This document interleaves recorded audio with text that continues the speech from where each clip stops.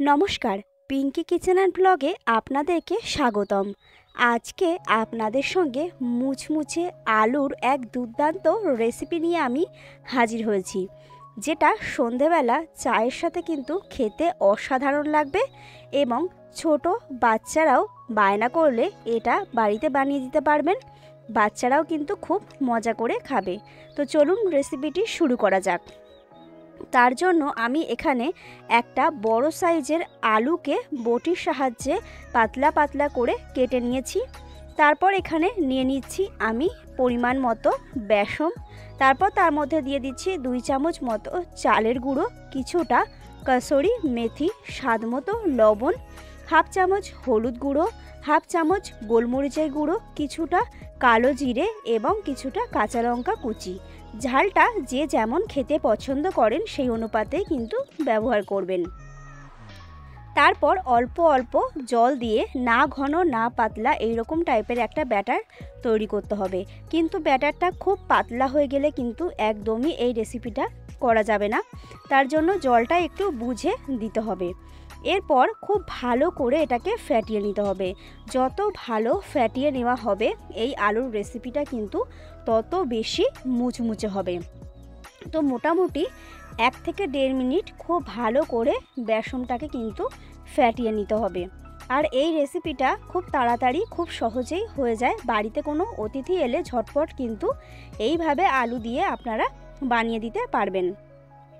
তো আমি এখানে মোটামুটি ভালো করেই ফ্যাটিয়ে নিয়েছি। আমার খুব ভালো করে এটাকে ফ্যাটিয়ে নেওয়া হয়ে গেছে। তো এবার এটাকে আমি রেখে দেব এবং কড়াইতে তেল গরম করতে দেব।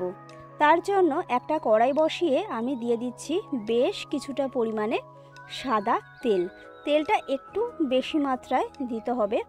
তো এখানে তেলটা দিয়ে দিয়েছি। এরপর তেলটাকে খুব ভালো মতো গরম করে নেব। তারপর একটা করে আলু ওখান থেকে নিয়ে বেসনের মধ্যে ডুবিয়ে বেসনটাকে একটু ঝরিয়ে নিয়ে গরম তেলের মধ্যে একে একে এগুলোকে ছেড়ে দেব। আর এগুলো কিন্তু বেশ সুন্দর ফুলে উঠছে এবং উপরের দিকে নিজে নিজেই উঠে আসছে। আর এই রেসিপিটা কিন্তু খেতে ভীষণই মুচমুচে হয়। তো এরকম করে একে একে আমি তেলের মধ্যে ছেড়ে দিচ্ছি এবং উল্টে পাল্টে এগুলোকে আমি ব্রাউন কালার করে ভেজে নেব। আর এই রেসিপিটি বানানোর সময় গ্যাসের ফ্লেমটা কিন্তু একদমই লোতে রাখতে হবে। মানে যখন এই বড়াগুলোকে ছাড়া হবে তখন ফুল হিটে তেল গরম করে নিতে হবে। তারপর কিন্তু একদমই কমিয়ে দিতে হবে, যেহেতু আলুটা পুরোটাই কিন্তু কাঁচা, তার জন্য এটা সেদ্ধ হতে ভেতর থেকে একটু সময় লাগবে। তো এখানে আমার সবগুলো ভেজে নেওয়া হয়ে গেছে।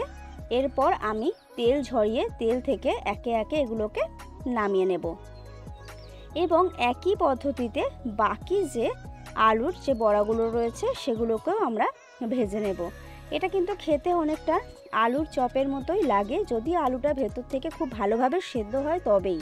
ভেতরে কিন্তু কাঁচা কাঁচা থাকলে এই রেসিপিটা একদমই খেতে ভালো লাগবে না, ভীষণই বাজে লাগবে। তার জন্য আলুটা যাতে ভেতর থেকে পুরোপুরি গলে সেদ্ধ হয়ে যায় তার জন্যই কিন্তু গ্যাসটাকে কমিয়ে বড়াগুলোকে ভাজতে হবে। তো আমার এই বড়াগুলোও ভেজে নেওয়া হয়ে গেছে। এরপর আমি তেল ঝরিয়ে তেল থেকে নামিয়ে নেব। তো এভাবে করেই একে একে সব বড়াগুলোকেই আমি ভেজে নিয়েছি। এরপর আমি এই বড়াগুলোকে নামিয়ে একটা প্লেটের মধ্যে সাজিয়ে নেব। আর এই বড়াগুলো কিন্তু ছোটরাও ভীষণই মজা করে খাবে। তো এরপর আমি একটা প্লেটের মধ্যে সব বড়াগুলোকেই নিয়ে নিয়েছি এবং উপর থেকে দিয়ে দিচ্ছি আমি কিছুটা বিট নুন।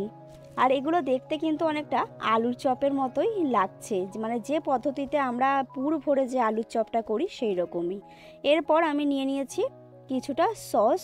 এটা কিন্তু সসের সঙ্গে খেতে অসাধারণ লাগবে। তো আজকের এই মুচমুচে আলুর চপের রেসিপি আপনাদের কেমন লাগলো অবশ্যই কমেন্ট করে জানাবেন। আপনারা কি আলুর বড়াও বলতে পারেন, আলুর চপও বলতে পারেন, যার যেমন ইচ্ছা। তো আজকের এই রেসিপি ভালো লাগলে অবশ্যই বাড়িতে একবার ট্রাই করবেন। আশা করছি আপনাদেরও ভালো লাগবে। তো চলুন আজকের মতো টাটা, দেখা হচ্ছে পরের কোনো ভিডিওতে। ততক্ষণ ভালো থাকবেন, সুস্থ থাকবেন।